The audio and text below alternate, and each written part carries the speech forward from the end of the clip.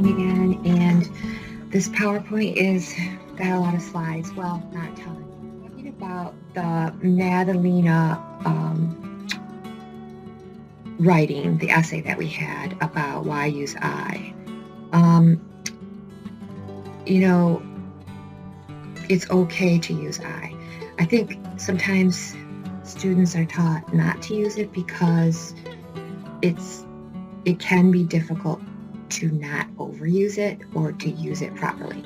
So the main thing to remember is just go ahead and use it, and it's used in professional writing all the time. There is no writing rule in the world that says you can't use I. However, if you're in a class and you have a teacher that tells you that they don't want you to use I and it's going to impact your grade, then I would advise you to do what the teacher instructs you to do. Okay, but the I is important because rhetorically it establishes your ethos.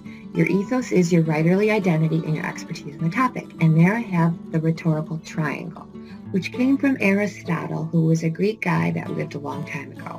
Ethos, pathos, and logos are the three main ways that a writer persuades the reader. And I don't mean necessarily that you're like trying to get somebody to change their mind, but in some senses, every piece of writing is persuasive. If a writer wants to be believed, they have to be persuasive. Okay. So Madalena talks about how the use of I creates ethos. It creates your credibility as an author. So 2 sentences at the top there, you can see which one is more convincing to you as a reader. The one where the person just states that they have this opinion about language immersion, or the one where they say because they're volunteered at a bilingual school, they can see the benefits of language immersion. So Madalena and I would believe that the first sentence would be more persuasive. So think about that. It's especially relevant as you write your first paper and as you work on your first proposal. The second 2 sentences are, as a principal at an elementary school, blah, blah, blah.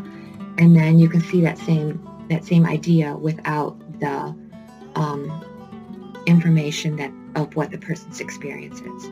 So it's really helpful to tell the reader what your expertise is on the issue that you're writing about.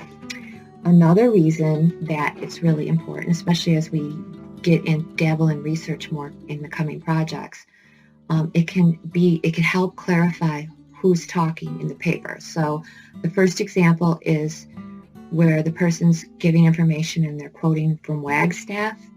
And the second sentence here, but there is, we don't really know who's saying that. Is that the writer's opinion or is that Wagstaff opinion?